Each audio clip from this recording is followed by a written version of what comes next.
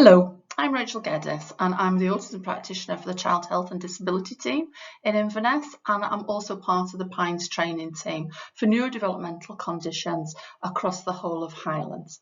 Today I'm going to talk to you about anxiety and behavioural challenges in all neurodevelopmental conditions. It doesn't matter what that condition is or whether it's been diagnosed or whether you're still on the waiting list for diagnosis. All of the things that I'm going to talk about today will be applicable if your child is anxious.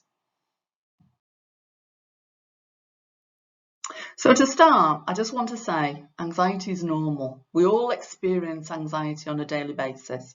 If there was no anxiety in our lives, we would never get anything done.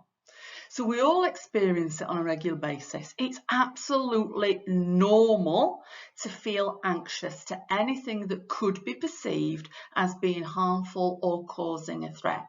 So for instance, if you were reversing your car into a tight spot, if you weren't anxious about it, it's highly likely that you would hit the car on either side of you.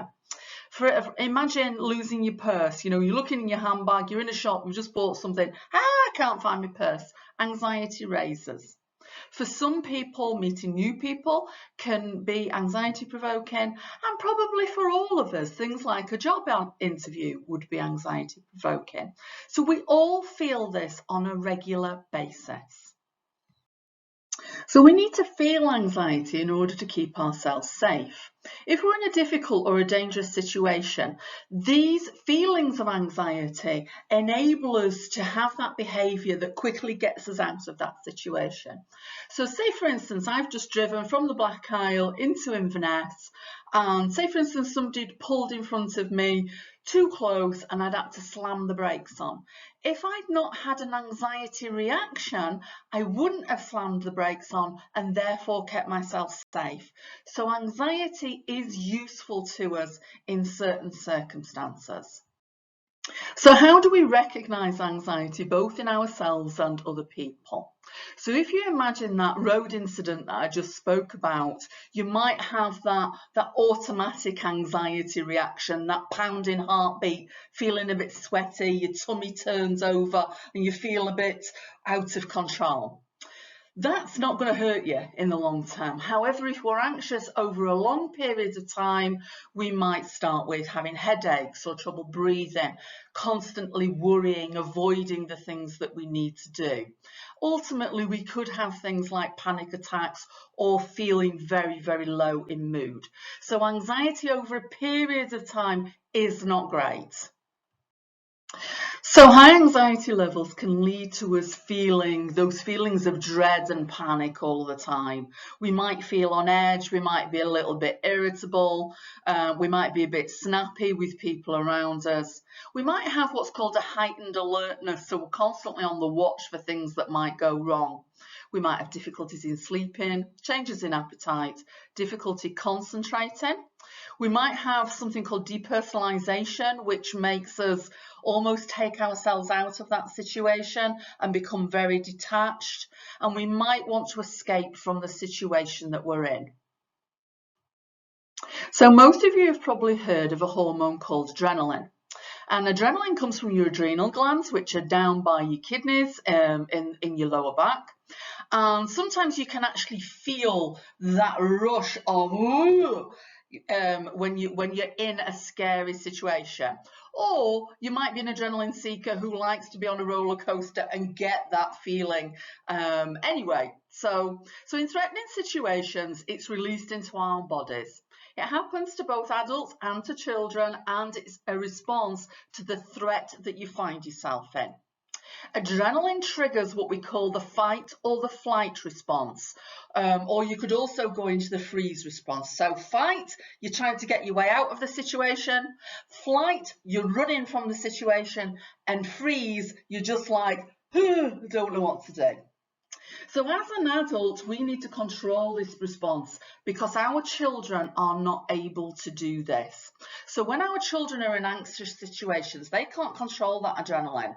And when we're helping them to deal with an anxiety-provoking situation, we might also get a rush of adrenaline, but we have to be the ones that control it.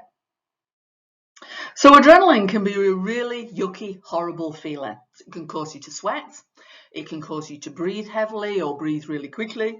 It can give you hot flushes or make you blush. It could give you a dry mouth. It could make you shake. Over the long term, it could give you hair loss. It could make your heart beat really, really fastly, make you feel dizzy or faint, or regular exposure to adrenaline is likely to upset your bowel and give you things like IBS, which might cause you to have diarrhea or constipation. That's a known reaction to anxiety and adrenaline. Okay, so a quick burst of adrenaline on an occasion is not going to hurt us. However, if we are regularly anxious and regularly experiencing that adrenaline feeling, we can then start to release another hormone called cortisol. And cortisol is elevated when you've got chronic stress. And this in turn leads to a risk of you developing depression or your child developing depression. It interferes with your learning and memory, it can lower your immune function and your bone density, and it can cause weight gain. So if you think about a time in your life when you have been particularly stressed, you might have then got a cold or a cough or you might have put some weight on, or you might have felt confused, or I know for most teachers, when we sort of get to the end of a term, you're almost on that last week where you're literally just sort of holding on, and generally as soon as I stop for a holiday, I will get some sort of bug. So when we have these deep feelings of being out of control, we are either going to melt down. So that might be a reaction where you're out of control. For me, a meltdown, I'm an adult. I've learned to control my stress and my emotions, but I might still have a bit of a rant, a bit of a rave. I might do a bit of door slamming, a bit of swearing. For other people, that might be that they're going to shut down rather than meltdown, and that's where you just can't cope with everything and you want to hide away. So, in my other life, I'm also the parent of a child with neurodevelopmental difficulties who sometimes has some issues with anxiety. So what will affect my response to his anxiety? So it could be what's happening in my personal life. If I've had a very hard day at work, or I've not had a very good sleep, or I've got a headache, I'm not likely to deal with it as well as I would have done in the first place, okay?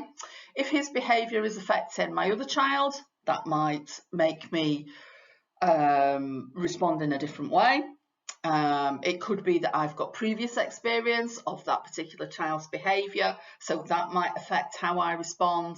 It might depend on where we are. Are we at home? Are we at school? Are we out in the public? It might depend on what I've got to hand, so resource availability. Have I got the car near? Can I get him there quickly? What's going on around him? It might also be impacted by other people and other people's preconceived beliefs about what that behaviour is, or potentially for my husband, when my child first started having anxiety issues, he didn't understand it because he didn't understand neurodevelopmental conditions, and he couldn't understand why our son was behaving in a certain way to things that we wouldn't perceive as being anxiety provoking. So obviously I've had to increase this level of understanding. So it can be about what training, what understanding we've had in response to those sorts of behaviours can impact on how we then deal with that behaviour. I was with a mum yesterday who some of her reactions were quite negative to a child's anxiety, and after the incident we were then able to talk it through, and we were able to talk through that actually the child couldn't control himself at that point, so actually her behaviour was making that situation worse rather than making it better. But we learn from experience. I'm a parent. I've been working with people with autism, neurodevelopmental difficulties and learning disabilities for 30 years. In your own personal life, it's different. So I want you to think for a moment about how you react when somebody else is anxious, how that behaviour makes you feel. Because at the end of the day, we're all human and we all have these innate reactions to adrenaline and to cortisol that are going to make us feel a bit scared, make us feel a bit anxious, potentially make us feel a bit angry. We might get frustrated because it's just like a replay every day and what worked yesterday is not working today. You might feel a little bit demoralised. You might feel a bit fed up, a bit overwhelmed, and a bit like it's a personal attack. This is normal. It isn't easy living with an adult with anxiety or a child with anxiety and trying to support that person. So all of these emotions are completely normal, and there might be others that you can think, oh, well, I feel like this. And it's important to recognise that and acknowledge that, because that does not make you a bad person. So now I want you to think about responses that you've used in relation to your child's anxiety, okay? And I'm not perfect, I'm human. I've used some of these. My husband most definitely has. My husband used to get into massive arguments with our son and be trying to dictate what's going to happen. It doesn't work, but actually we are human. So have you shown fear? Have you argued with a child? Have you tried to control them? Have the last word? Shout, confront, dictate, use sarcasm? None of them work, but you're human. Okay, so on a good day, for any of us, we might use responses that are really positive. So we might have given a child time out, recognising that they need to be alone in order to get calm. We might use a quiet voice and limit our language, a calm manner and body language. There's no point having a conversation with a child and using a calm voice and limiting your language if you've got your hands on your hips or your arms folded, because your body is given a different message. We might use a lot of distraction techniques with our children. We might try and de-escalate them, bring them down from where they're feeling. We might offer them a way out of it. Yeah, if you did this, we could get out of this. We might give them some appropriate choices, help them to use some exercise or use some visuals. These are all things that you've probably used with your child's anxiety without any level of training. You are a parent who loves your child. So I'm sure that you've used lots and lots of these, and these are really, really positive things to do when your child is anxious. Okay, so what I want us to do now is think about where anxiety comes from. And I want us to think about this for us as adults, as parents first. Because when you start to recognise your own stress and arousal cycle, it becomes much easier to recognise that in your child.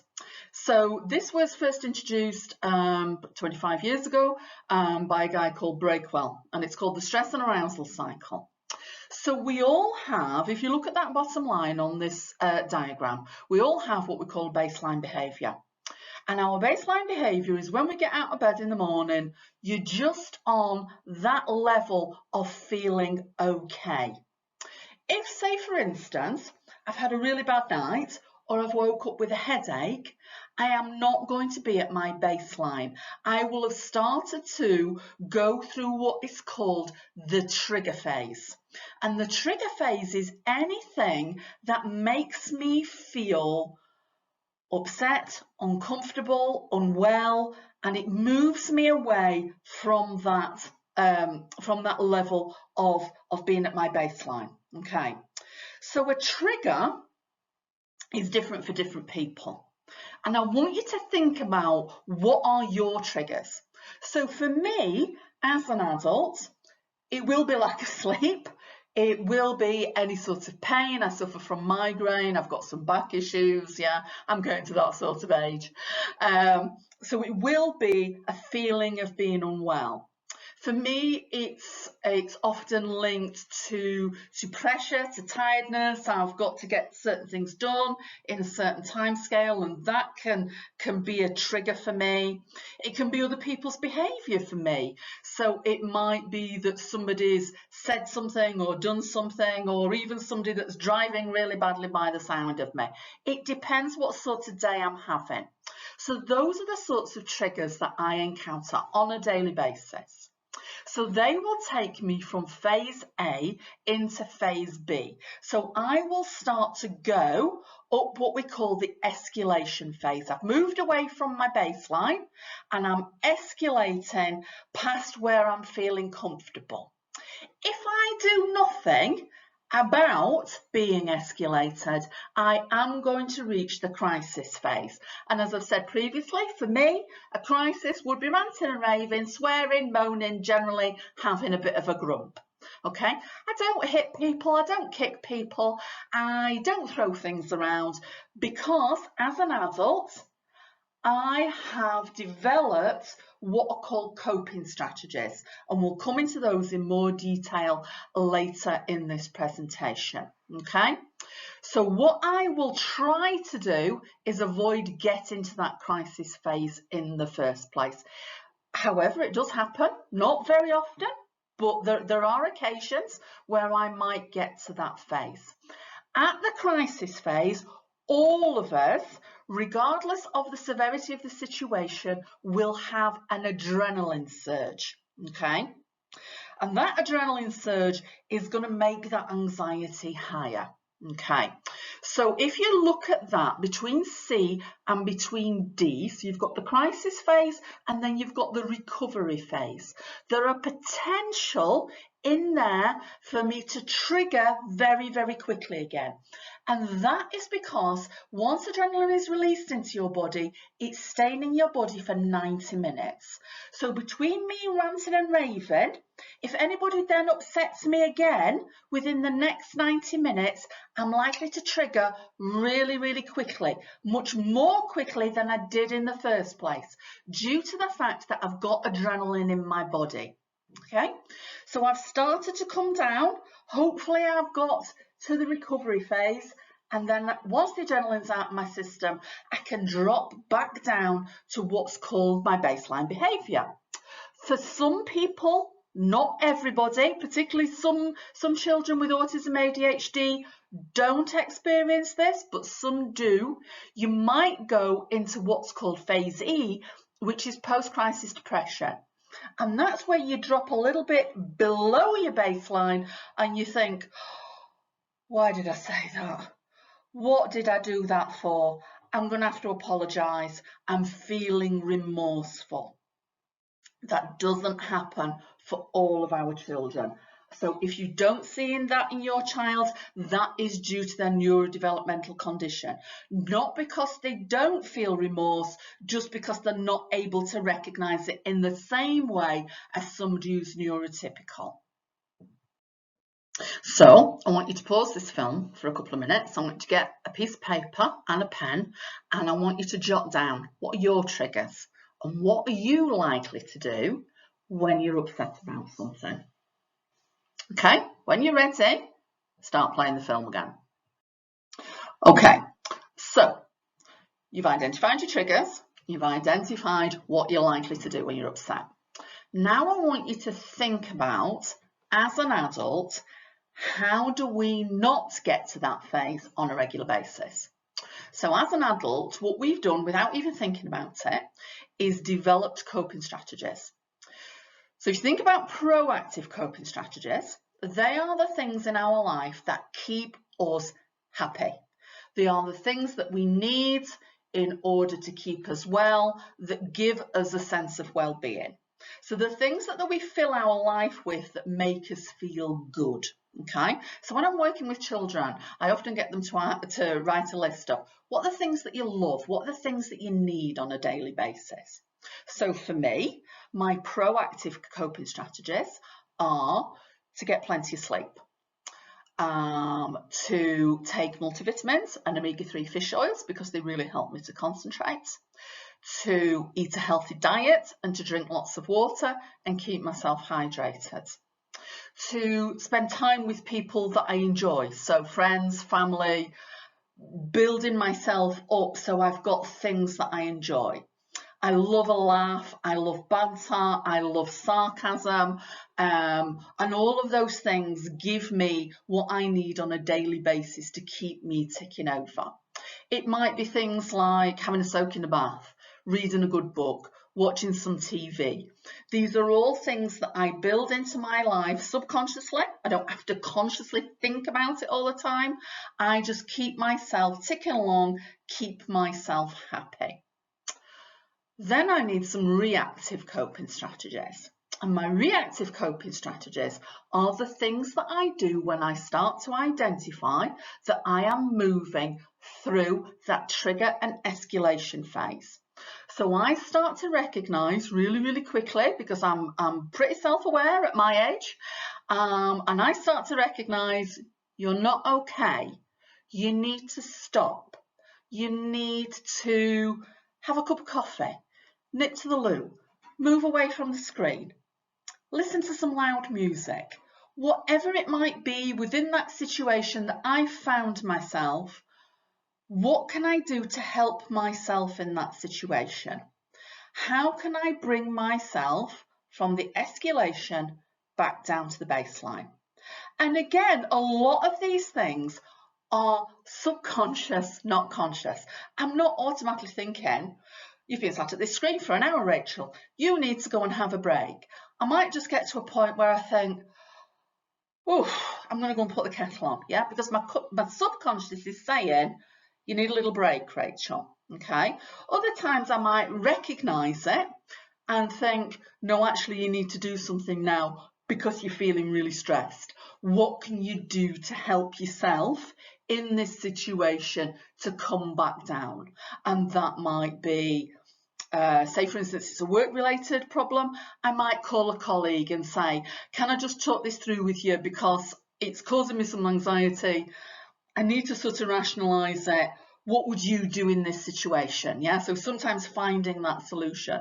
On other days, it might be ringing a mate and saying, oh, shall we have a glass of wine tonight? You know, I'll nip round to yours and we'll just sort of de-stress from the week. Yeah, and that's okay. So what I want you to do now, pause again, get your pen and paper again, and I want you to write down what you do proactively. You've probably never thought about it before, but this is what I want you to do. I want a lovely long list of all of the things that you build into your life that help you to feel the best that you can feel. And then I want you to write another list of all of the things that you do to bring yourself back down. If you don't have very many things on that list, you need to start consciously thinking about, how can I help myself to do this better? Because you need good coping strategies, particularly as a parent of a child with a neurodevelopmental condition and some anxiety issues. You have to have your coping strategies in a really good place in order to be able to manage. So hit the pause button. When you're ready, we'll head off again.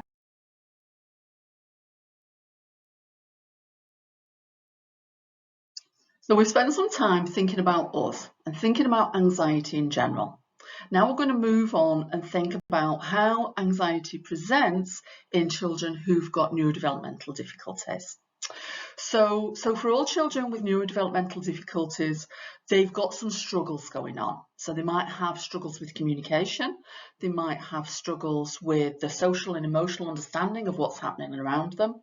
They might have some struggles with what we call flexibility of thinking. So that's about being able to get the gist of what's going on around you, understand the situation that you're in, alter your behaviour in relation to that situation. And they might have some sensory difficulties. So we can start to see, even thinking about this initially, that actually this child is going to be more anxious than the neurotypical child, because they've already got some struggles going on. So let's spend some time looking at what those specific difficulties might be. Some of this will relate to your child, some of it won't. You just need to pick out the bits that are relevant to your child, because obviously I'm covering all neurodevelopmental conditions within this presentation. So there might be some environments that your child really doesn't cope with. It might be that it's too loud, or it's too quiet. Some children don't like it when it's completely silent. They might be in a really bright environment, or the sun might be shining on them, or they might be in a very overstimulating classroom. Lots of children have what we call visual stress, and being in really overstimulating environments can trigger anxiety. It might be the proximity of other children or of adults or of furniture. It might be things that are out with their control, such as school bells. It might be that they don't like crowded environments. So if you think about secondary schools, sort of being in, trying to get your dinner or moving from class to class through the stairwells or the corridors, it can be really, really crowded. They might have aversions to certain smells, and they might find certain spaces very overwhelming. So that might be a very tight space or a very big space. It's all individual.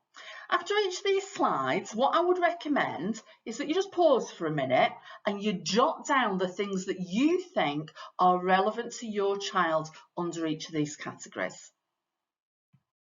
Okay, so if your child has a diagnosis of a neurodevelopmental condition, or you think that they've got a neurodevelopmental condition and they're on the waiting list, it's pretty much a foregone conclusion that they're going to have some communication difficulties. So it might be that they lack the available language to say to you what's happening, how they're feeling.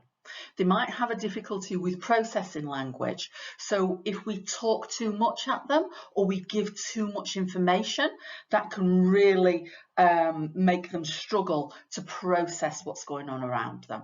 They might have a lack of understanding about what's being communicated to them. It might be that they need things like visual timetables or objects of references. There might be that there's too many people talking at once. I've seen this frequently with parents or with school teams where a child's anxious and lots of different people are talking at the same time. It's so difficult to be able to process. It might be that people are asking questions. If you've got some neurodevelopmental struggles going on, people asking direct questions can be really quite threatening and quite like, oh my God, they expect an answer and I don't know what the answer is. People might not be being clear with instructions. It might be somebody's tone of voice. I was in the car a couple of weeks ago with a young man of 14 who's on my caseload, lovely young chap, and we were talking about some stuff that's going on in his life, and I must have changed my tone into quite a serious tone. We use a lot of banter together, and it really threw him. And he was like, oh, you're telling me off? And I was like, oh, no, I'm not meaning to tell you off, sweetheart. I'm just because this is a serious conversation and it's a serious topic. Perhaps my tone's changed, but he took my change of tone to mean that I was angry and I really wasn't. So I had to clarify that for him before we could move on into discussing that situation properly. Some children are incredibly literal in their understanding of language. So say, for instance, if you say, keep your eye on the ball, they will literally put the ball to their eye. They might have struggle understanding sarcasm, understanding jokes, or things that are quite ambiguous. So you've not made it specific enough. So sometimes for children, they need you to be very specific. So say, for instance, you're needing them to do something, not the group of children, in your home. Say, for instance, you've got 3 children and you say to all of them, right, it's time to get your pajamas on. They might actually need you to say, Johnny, it's time for you to get your pajamas on, because ambiguity can be really difficult to understand. And they might lack understanding of the social context of what communication needs to be in certain circumstances. So it differs from child to child. So again, make a quick note of what you think your child's communication difficulties are that trigger some anxiety for them. Okay, so if we think about conditions like autism and ADHD, there's going to be some social interaction difficulties. And this is due to an inability, because of the condition, to be able to read other people's behaviours, know what you should do in certain circumstances. And this can cause a lot of anxiety for our children.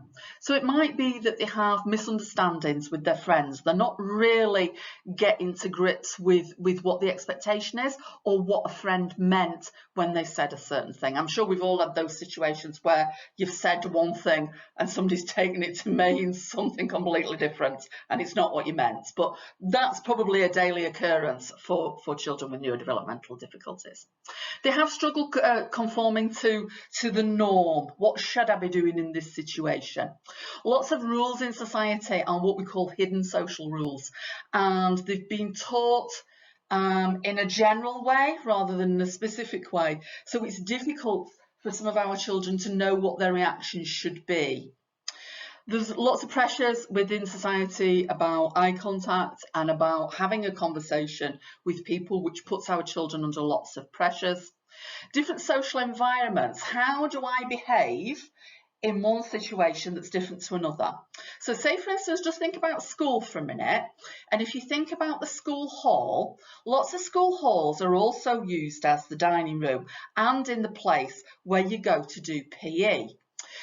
So it's exactly the same room, it's the same environment, but your behaviour in assembly, dinner and PE have got to be completely different. But nobody's actually taught you what your behaviour should be in that environment, in that situation.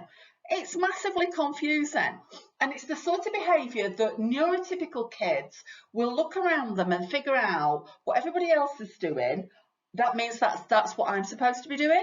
That's incredibly difficult if you've got a neurodevelopmental difficulty. They might have different interests to their peer group, so it's difficult for them to form those social interactions. You know, I work with lots of kids who've got quite unusual hobbies and interests. So, you know, I can think of a 15-year-old young man who's massively passionate about train tracks and you know, model railways and things like that. That's quite an unusual hobby nowadays for a 15-year-old boy. So that makes it a little bit more difficult for him to socially interact with others.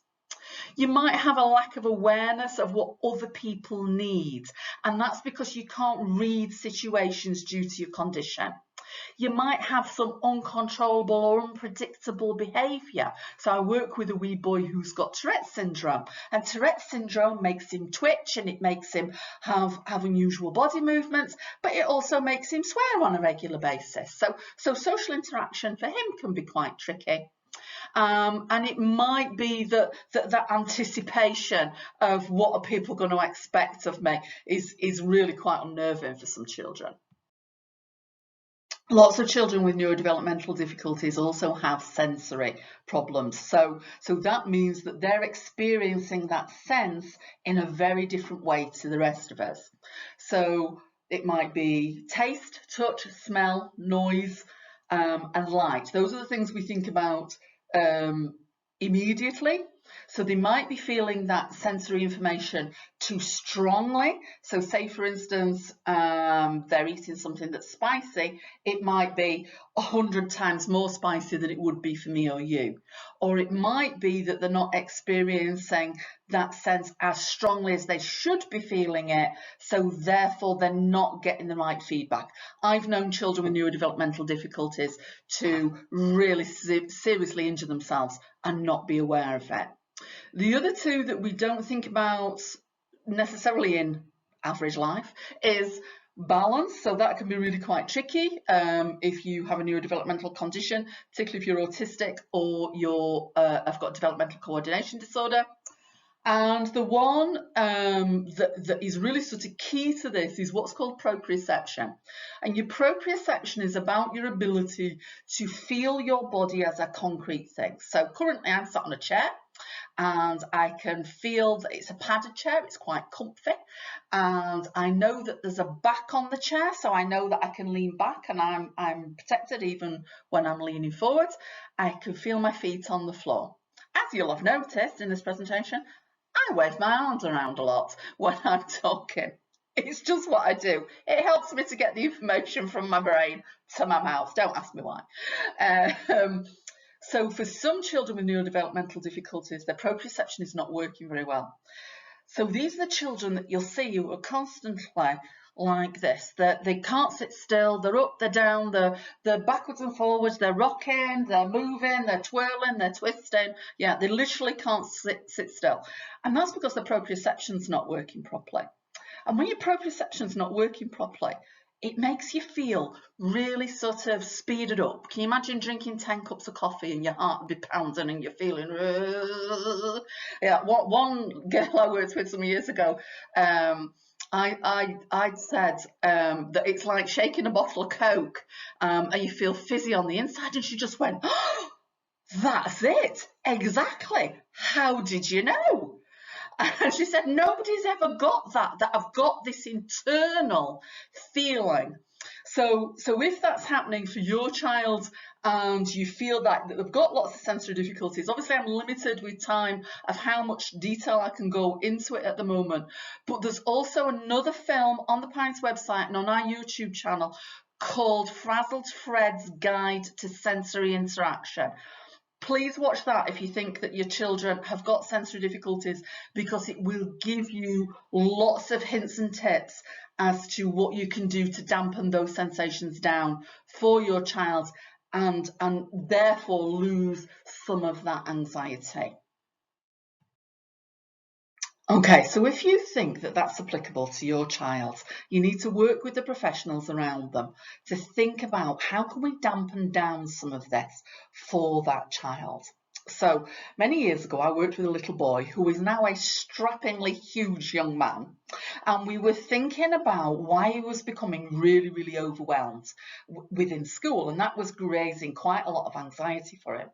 So we were thinking about how can we do this differently for him. So using talking maps, I was able to support him in identifying things that he found overwhelming. So one of the things was the overhead projector that was for the whiteboard was really, really loud. So we moved him to a different part of the classroom. One of his other issues was that at a certain time of day, the sun came round through the window and shined directly on the table that he was sat at, which made him really overheated. And he also identified that one of the PSAs wore really strong perfume, so we had to ask her to stop. So with those three things and lots of other things that he brought up at the same time, we were able to alter his sensory experience and therefore dampen down some of his anxiety. If that relates to your child, go and have a look at that resource.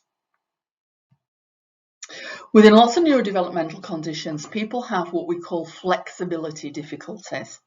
So there's a couple of different elements in this, and I'll talk you through all of them. So the first one's about what's called a lack of theory of mind. And your theory of mind is your ability to understand that other people think differently to you, that they've got their own plans, their own thoughts, and their own points of view. It also appears that children with a lack of theory of mind really struggle to understand and read other people's attitudes, emotions, things like that. It's really quite tricky. The next bit of flexibility difficulties is what's called central coherence. And this is about being in an environment and being able to get the gist of what's happening, to understand who people are, what their relationship to others is, how people are interacting, what's happening within that situation. It's really, really quite a tricky skill, but it's a skill that most children have learnt by the age of 8. Children with neurodevelopmental difficulties often don't get the central coherence, so therefore they walk into a situation and the situation is really confusing because they can't read between the lines. The next bit of flexibility is executive functioning. Okay, so there are two main areas of executive functioning skill. So first, there are the skills that help us to choose goals and achieve them. So these include your ability to plan, your ability to organise, manage your time, have things in your memory that you can pull on quite quickly, and think about what your thoughts are around that thing. Okay, Okay, the second bit of executive functioning is about the skills that guide your behaviour. So it's about having a response inhibition, knowing what you can say and what you can't say in certain situations. Who's got a child who's incredibly literal and says exactly what they think? It just spurts straight out of their mouth, whether it's offensive or not. That's part of executive functioning. It's about managing our emotions when we've got to get something finished. It's about being able to maintain our attention and get something done, even if we're bored or we're tired.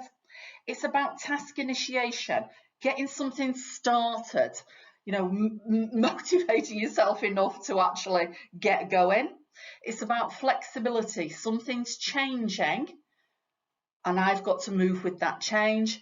And it's about having the persistence to finish that task. Now, I can, hand on heart, guarantee to you that if your child's got a neurodevelopmental issue and they've got anxiety, they have got flexibility of thought difficulties. Now, again, I'm limited to how much time I've got in this presentation, but there is another presentation on our website and on the YouTube channel called Helping Your Child to Deal with Change. There are loads and loads of hints and tips within that film that help you to help your child with their flexibility of thought, which I can pretty much categorically say will reduce some of their anxiety, because it's so important and it does not get talked about enough. So moving on from flexibility of thought, we've got transition difficulties. So lots of children with neurodevelopmental conditions struggle to move from one activity to another, particularly if it's something that they're really motivated for and then moving on to something that's not as motivating. Within schools, they really struggle with breaks and lunch times because it's uncontrollable social interaction. There aren't any rules involved in it. There isn't any structure in it. So therefore, it's out with their comfort zone. They might struggle with classroom changes in school, progression through the school. So if you think about senior school pupils having to move classroom to classroom and then moving year to year can be incredibly difficult. They might struggle from home to school and back again because those are quite major transitions. Plus, you're also leaving your place of safety and your person of safety in order to go to somewhere that doesn't quite feel as safe as being at home. Holidays can be incredibly difficult because they're unstructured. The summer holidays, particularly because it's really long, can be difficult for children. And the big sort of events of the year, Christmas, Halloween, Easter, those sorts of things can create significant anxiety because things are happening that don't usually happen, or there are expectations that are not usually there.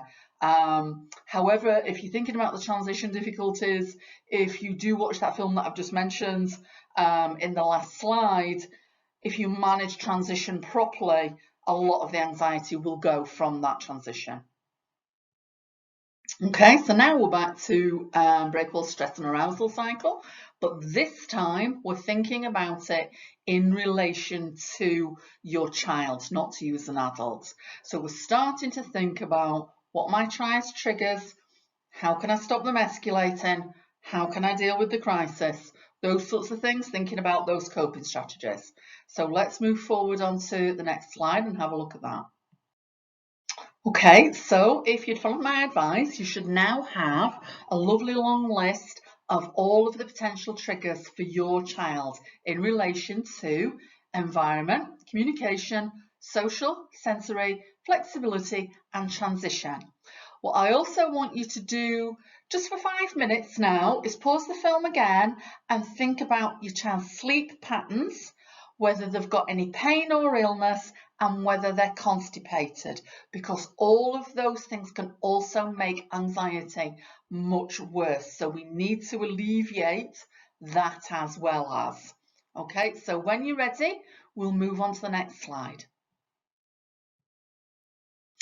Okay, so now pen and paper out again, and I want you to think about what is it that your child actually displays. Okay, so when we talk about behaviour, We talk about behaviour that is challenging in some way.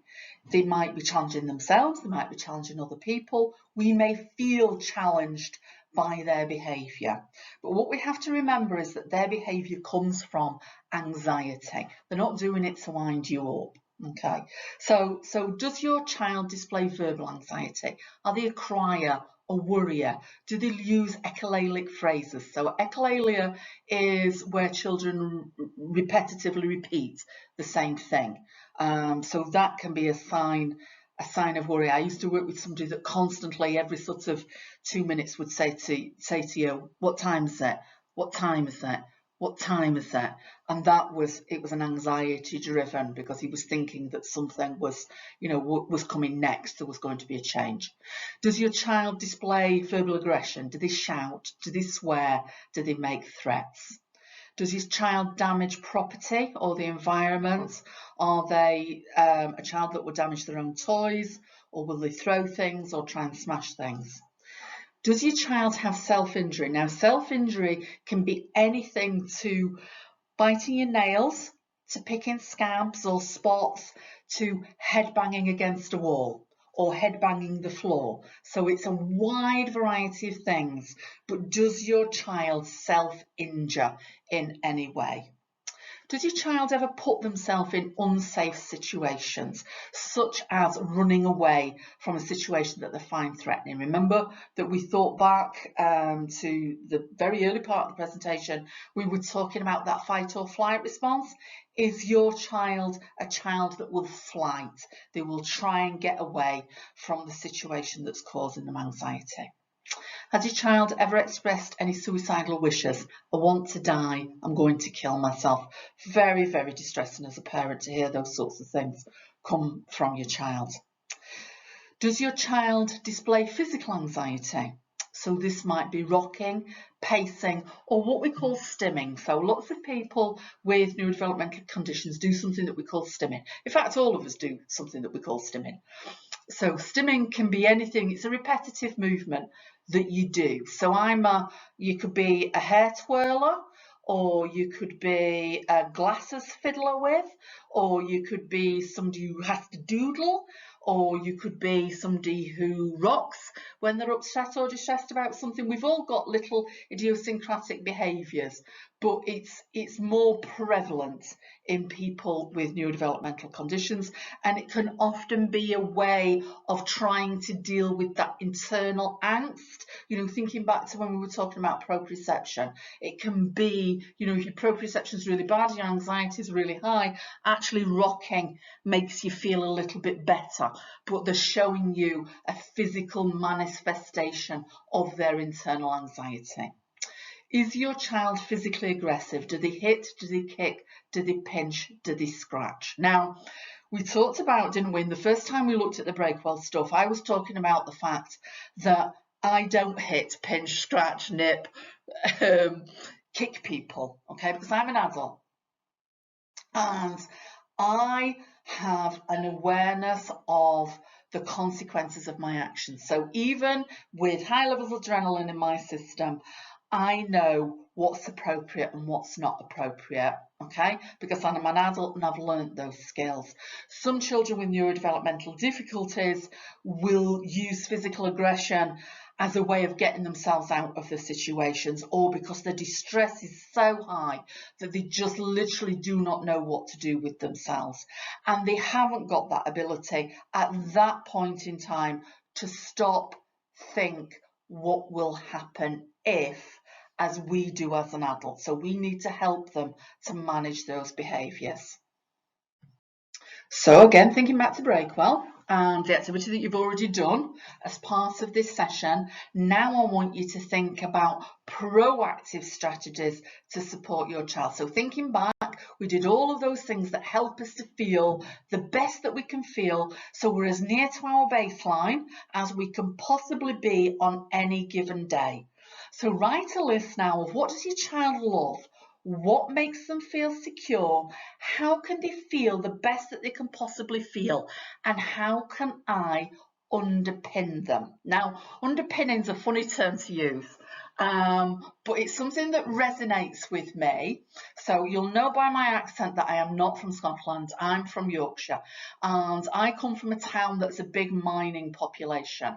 And if you think about the houses on Coronation Street, that's the first house I bought was a terraced house like that, but it was on a very, very steep hill. And underneath my house there were mining tunnels from a pit that was probably about 5 miles away. And on our street we had a lot of subsidence. So subsidence is where your house starts to sink into the ground. And I had a problem with my house where the kitchen was literally coming away from the rest of the house. And I had to have my kitchen underpinned. Yeah, so they had to pump concrete into the foundations of my house to underpin my house to stop it sinking. So when I talk about underpinning children, it's thinking about how can I give them really, really firm foundations within all of the things that we've already said were triggers for your children. What can I do to make those things easier for my child? Okay, and then what scaffolding do I need to build around my child? So I mentioned very briefly earlier that my son has got some neurodevelopmental struggles, and he still at 15 really struggles with breaking down tasks into manageable chunks. So you can imagine how many times he's tidied his bedroom over the last 15 years, but he still finds that a massive problem of being able to go into the room, look at the picture in front of him and break that down into manageable chunks. Now, he also has a 15-year-old sister. I can say to his 15-year-old sister, actually she's his twin, I should have mentioned that, shouldn't I? Go and tidy your bedroom, okay? She can go and do it. With my son, I have to go with him and say, right, let's make a start with da, da, da, da, da, da, da. So I've given him firm foundations, and I'm there at the time he needs it. I am the scaffolding, and I'm saying what he needs to do first and then what he needs to do next. So I want you to pause the film and think about what can I put in place for my child that will help them to feel safe and secure. Okay, I hope you came up with some lovely long lists there of things that you could potentially change. There's probably all sorts of stuff that you're already doing, but hopefully you've come up with some new stuff of, actually, now you've said that, Rachel, that is a massive problem for my child, and I'm going to do that differently. So then I want you to think about reactive strategies, okay? Because with the best will in the world, we can't avoid everything. Shit happens, you know. Sorry, that was a bit blunt, wasn't it? But it does, you know. We live in the real world, and actually we can't prevent all of our child's anxiety. So we do need to have some reactive strategies as well. So what does your child find calming? What activities could you divert them to? So when we talk about diverting, we're thinking about moving them from the source of the anxiety into something more positive. So we're helping them, we're giving them an outlet to say, right, that's okay, we can stop that and we're going to start something else. Is there anything that would distract them? Can we change the subject in some way? Banter sometimes works, humour sometimes works, but not with all children. But how can we get them thinking about something else? How can we make this feel safer? Okay, and if you were one of those parents that when I was talking about proprioception, you thought, oh my goodness, Rachel, yes, that rings a lot of alarm bells for me. I want you to think about how can I help them to move their body. Okay, because if we think about proprioception, the way that you alleviate some of that proprioceptive anxiety is by doing what we call deep pressure movement. And deep pressure movement is about using the muscles and joints in your bodies and putting significant pressure through them. So if you think about riding a bike, that uses all of your muscles and joints, your ankles, your hips, your knees, your elbows, your wrists, yeah, because you're holding onto the bike, and you're using every joint in your body. That helps you to manage your proprioception better. Now, if proprioception is a really significant problem for you, and you're yet to watch the Frazzle Thread video, within that you will see that I will say you need to do that proactively.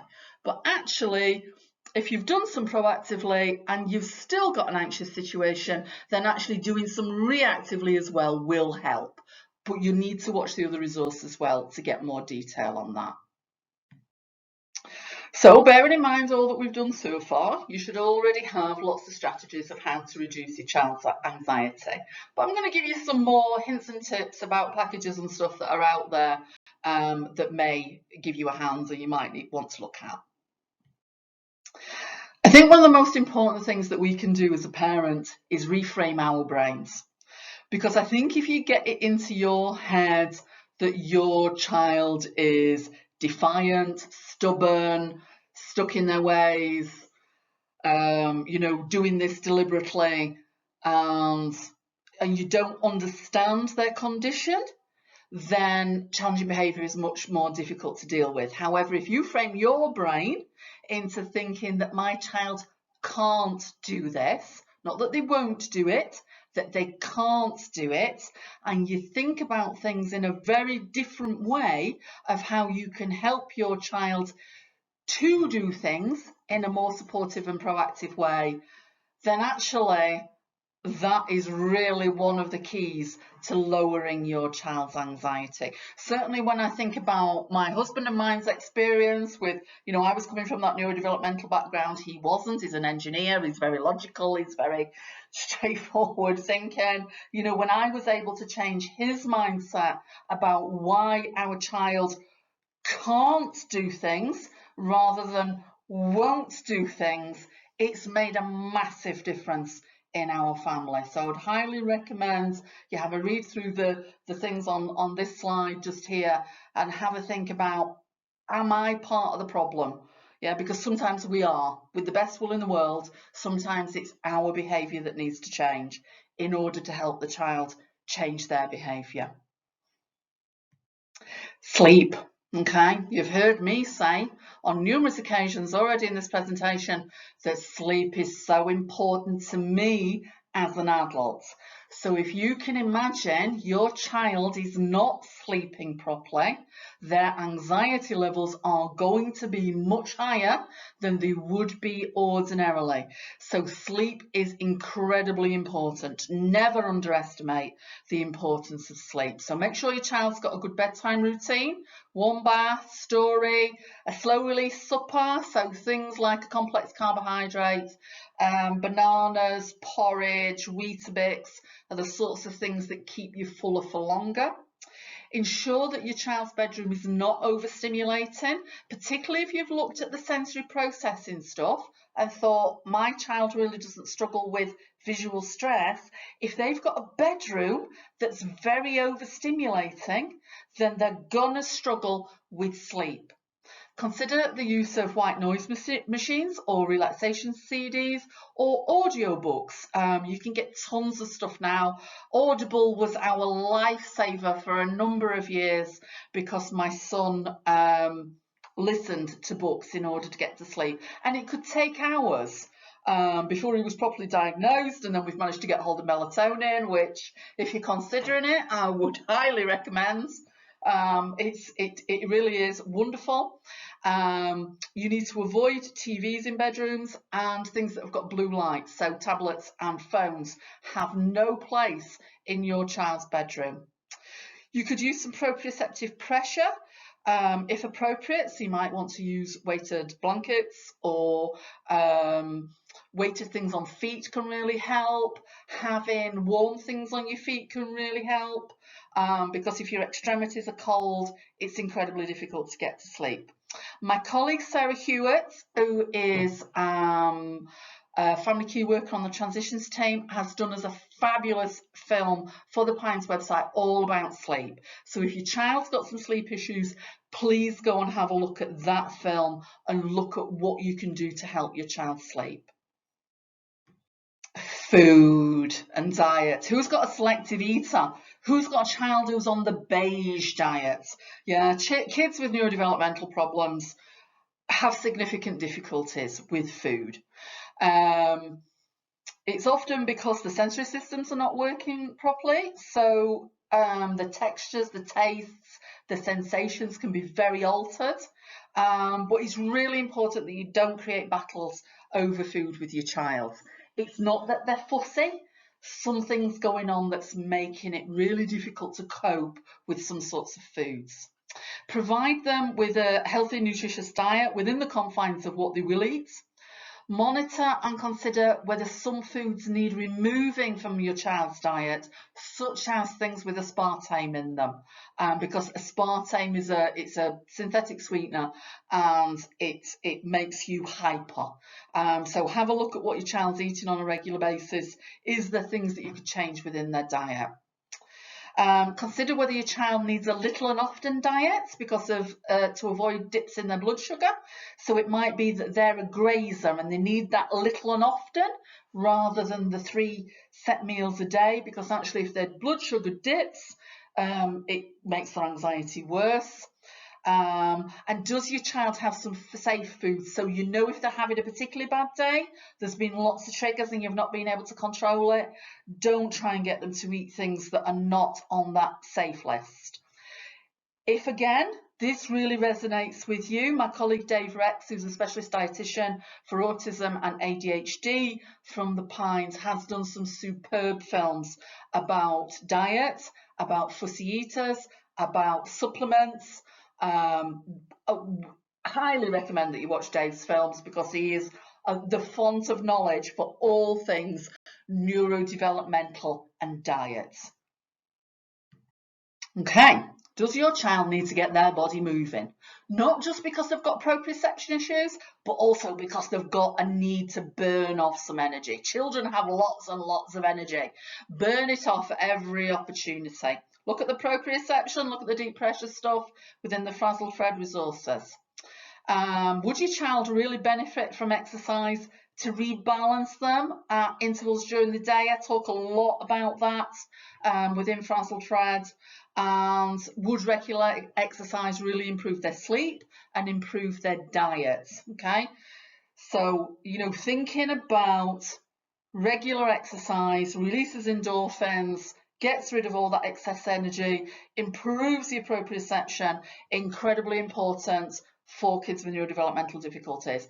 I cannot express to you what a difference playing rugby has made to my son. He is a changed boy since he started playing rugby because he's getting all of that proprioceptive stuff on a regular basis. I said really early on in this film, if your child has a neurodevelopmental difficulty, then communication is going to be a problem. So you need to ensure that your child has a communication system that works effectively for them.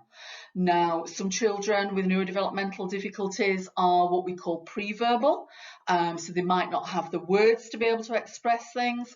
And in those cases, they might be using something called POD or PECs, or they might have visual timetables and things like that.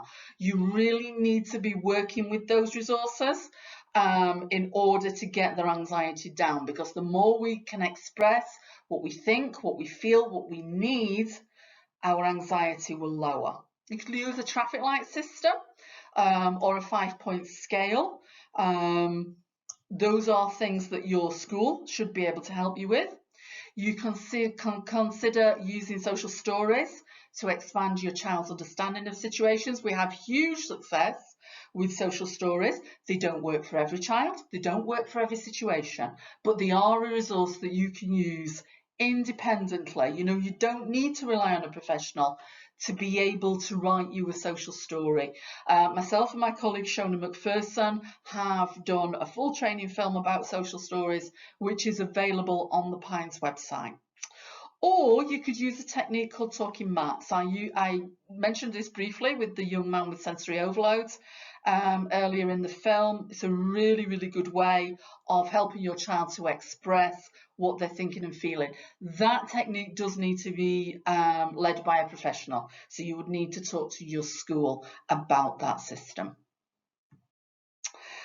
There are also lots of absolutely superb interactive apps that you can use nowadays to help your child to monitor, manage and maintain their anxiety levels. One I particularly like is called the Zones of Regulation.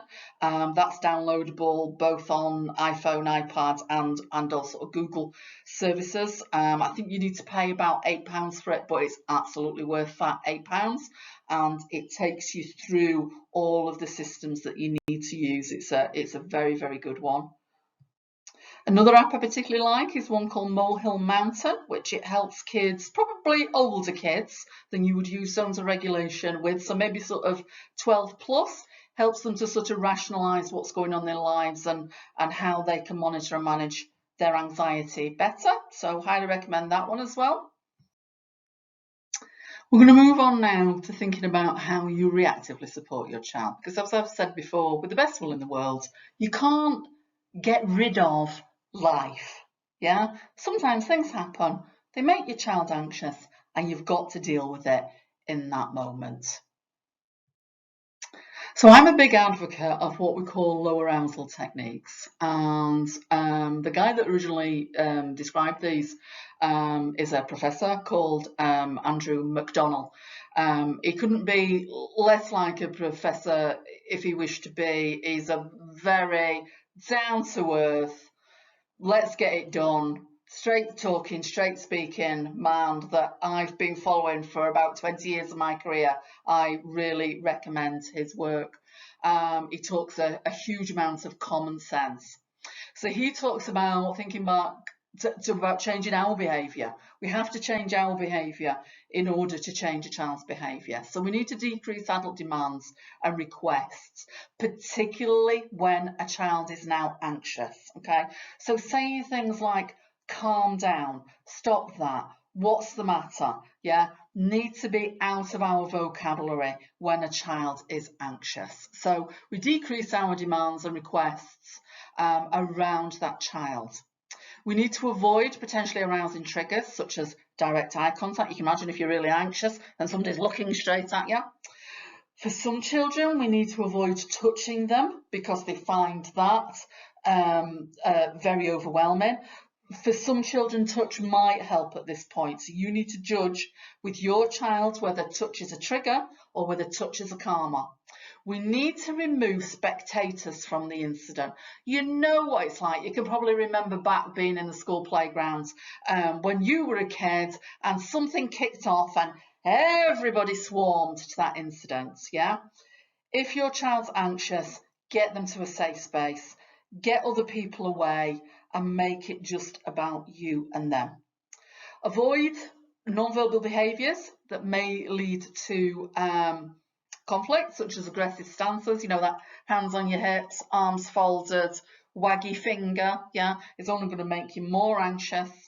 And we have to sort of challenge our own beliefs, yeah, at the time when a child might be saying to you, I hate you, you're a bastard, whatever it might be, to actually be able to stand there and calmly say, you're okay, you're safe, it's all right.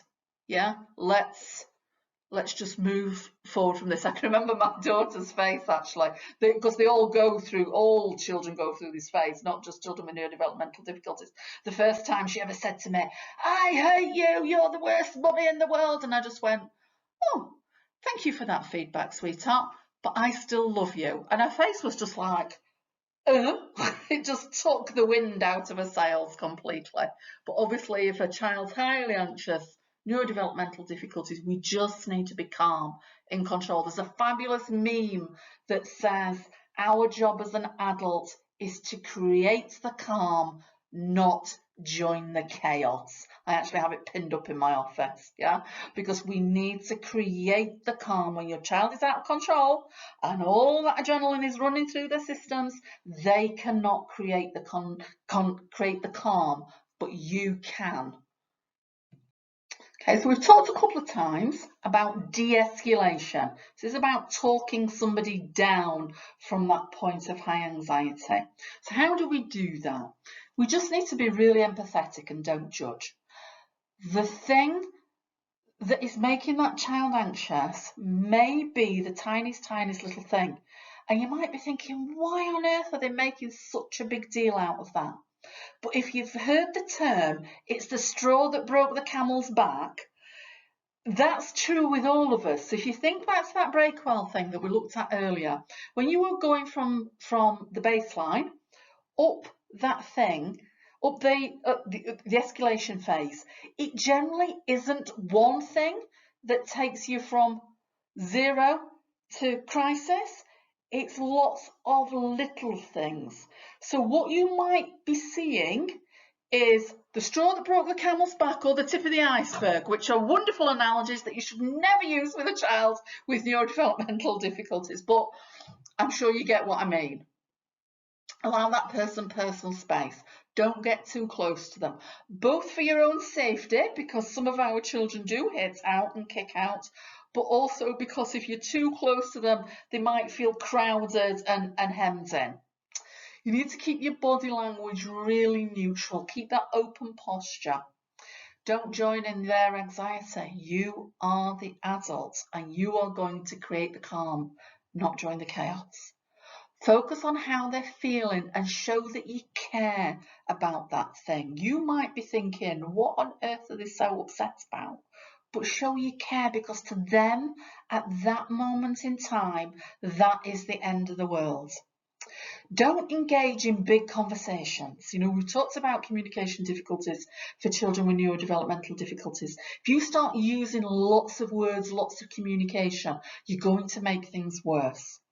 Be really simple, really clear, and really reasonable about what you need them to do. Give them an out, whether that's, I need you to go to your bedroom, I need you to stop kicking, whatever it might be, and then stop talking. I see lots of people say something, and when the child doesn't do it immediately, they say it again, or they say it in a slightly different way.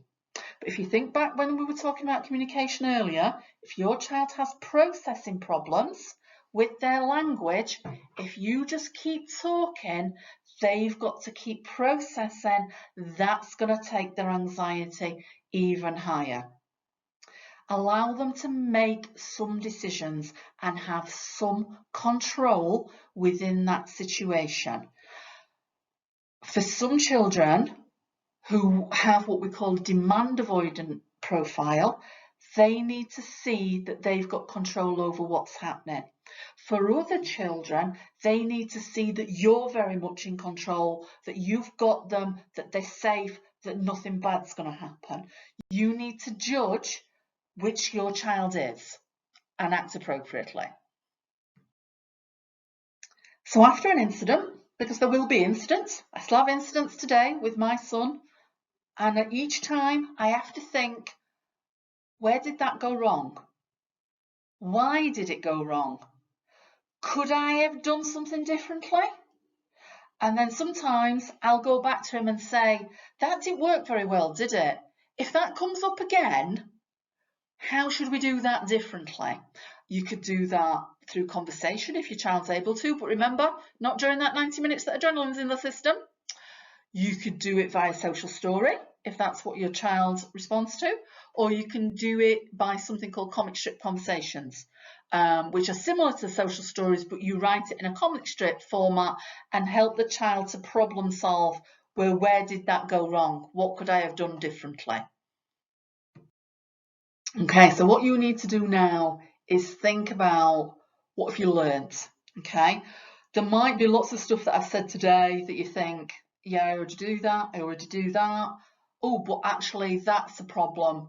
What do I need to do about that? And I want you to think about, what can I learn from this? How can I change the things that happen in my family to make life a little bit easier for my child?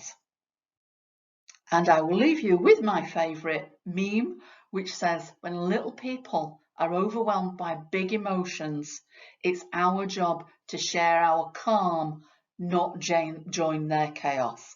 Now, my son is now 6'2", a strapping big rugby player, but in a moment of anxiety, he's still my little boy.